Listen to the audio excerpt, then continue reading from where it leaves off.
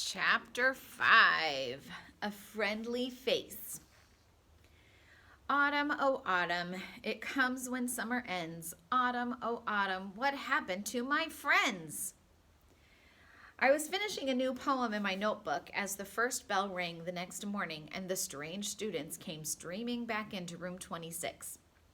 I was a little sleepy after my night of heart-pounding adventure, so I wasn't paying too much attention until a perky voice loudly said, wait right here, Rosie. I'll get your backpack for you. It was helpful Holly, and she was doing a very good job of being Rolling Rosie's personal assistant. That's okay, Holly, Rosie answered. I can handle it. Rosie did handle her backpack very well, moving it from the back of her wheelchair to the floor next to her table. I'll push you in, Holly said. I can do it myself, Rosie replied. Holly suddenly didn't look very happy. I'm supposed to help you, she said. Rosie gave her a friendly smile. Thanks, Holly. If I need help, I'll let you know. Okay, Holly said, but she sounded really disappointed. I was sorry for Holly because she was only trying to help, but I was glad to see that Rosie was so good at taking care of herself. After she took attendance, Mrs. Brisbane did something pretty surprising. But then she's always surprising me. Class, she said, I asked you to bring in a list of 3 interesting facts about yourself in your summer box, remember? Most of the students nodded. I didn't nod because once again, nobody told me to bring in a list. Your answers were really interesting, so I've taken them and made a little get-to-know-you quiz, she continued. We're going to take half an hour for you to ask each other questions and find out the answers. I've printed out sheets with the questions and places for your answers. After she gave them more instructions, the room got pretty noisy. While the students talked and wrote, Mrs. Brisbane took snapshots of each one, although she forgot to take pictures of Og and me. It was too confusing to hear what everyone said, so I tried to think of 3 interesting facts about me. Hamsters are pretty fascinating, I guess, because it was hard to narrow down my list to 3. Here's what I came up with. 1, I am golden, which is true because I'm a golden hamster. Last year, I wouldn't have been the only golden student in class because Miranda Golden, or Golden Miranda as I called her, was in the room. 2, I have a friend named Og. He is not golden, he is green. 3, I have a lock that doesn't lock, which is true, but I wouldn't put that on a list because it's a secret. Shh. 4, I have a notebook hidden in my cage. See above. 5, I was brought in room 26 by Miss Mack, whom I love. 6, remember this is 6 in sign language. I am afraid of loud noises such as whistles. 7, I wish humans could understand me. 8, I miss my old friends. And 9, you are all making so much noise I can't hear myself think. I was still working on my list in my head when Mrs. Brisbane announced it was time for the students to return to their seats. Then she asked questions from the sheets one by one, and the students shared the answers they had written down. I wish I could write the answers in my notebook as well, but I didn't dare get it out because someone might see me and find out about it. Listen carefully, Og, I squeaked to my neighbor. Here are a few things I remember. Hurry up, Harry likes table tennis. I don't know how you play tennis with a table, but I guess Harry does. Rosie has 3 older brothers. One of them has 2 guinea pigs. I think I'd like to meet them someday. The guinea pigs, I mean. Slow Down Simon has a sister who was in Mrs. Brisbane's class last year. I already knew that. Her name is Stop Giggling Gail, and I miss her. Helpful Holly wants to be a veterinarian, and she volunteers at an animal shelter. Tall Paul Green used to go to a school called Golden Pines. He also collects remote control cars. Be careful, Kelsey likes to climb trees, which sounds very dangerous. Small Paul Fletcher builds model planes. Thomas T. True has a collection of shark teeth. Great big shark teeth. Phoebe lives with her grandmother. Just Joey Jones likes strawberry ice cream.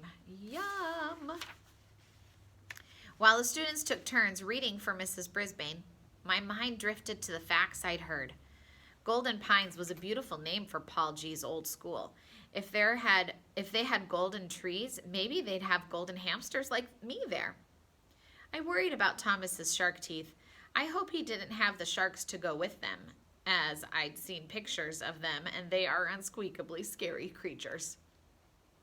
I also hoped Be Careful Kelsey was careful when she climbed trees. She's already broken her arm and her leg. He's right. That doesn't sound like a good idea, does it? When the bell rang for recess, the students raced out of the room. I'll hold the door for you, Rosie, Holly said as she raced across the room. Okay, Rosie answered as she rolled along next to her. Thomas was just about through the door when Mrs. Brisbane stopped him. Thomas, where's your jacket? I don't need it, Mrs. Brisbane. It's hot outside. It's about 100 degrees, he said. Thomas, please don't exaggerate. It's a little chilly and you have short sleeves. I want you to check the thermometer on the window and see what the temperature really is. She pointed him in the direction of the window, way past our table. There was a little thermometer stuck in the window that showed the outside temperature. What does it say? She asked. 58, Thomas answered. Wear your sweatshirt, Mrs. Brisbane said, or Mrs. Wright will blow her whistle at you. Mrs. Brisbane watched Thomas leave the room. She shook her head. Then she sat down at her desk, sorting papers of students.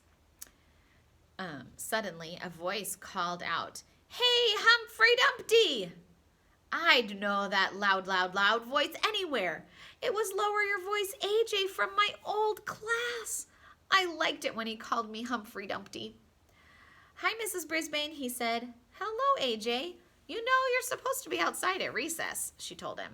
Can I at least say hi to Humphrey, he asked. Mrs. Brisbane smiled. Of course, but just for a moment. Where have you been? I squeaked as AJ raced up to my cage. Hi, Humphrey. Hi, Og. I miss you guys, he said, leaning in close. We don't have any classroom pets in Miss Becker's class, but we're working on her. She said she'd think about it. But I'm your classroom pet, I squeaked impatiently. Nice talking to you, too, AJ answered. If only he could understand me. Can I take Humphrey home some weekend? He asked Mrs. Brisbane. My new students are awfully anxious to have him, she answered. But maybe if there's a free weekend, I'll call on you. Now you go outside before Mrs. Wright finds out you're inside during recess. AJ raced out the classroom, and I don't blame him. I'd do anything to keep Mrs. Wright from blowing her ear-splitting whistle. Later that afternoon, when I should have been listening to Mrs. Brisbane talk about numbers, I thought about what AJ had said. He and my other friends wanted a classroom pet. Another classroom pet. Maybe they'd rather have a guinea pig or a rabbit or a frog like Og, or even another hamster. My spirits sank down to my tiny toes. Just before school was over for the day, as the students straightened up their desks, I heard Holly say, Simon, your backpack is too close to Rosie's wheelchair. What if she had to get out in a hurry? Holly was extremely helpful.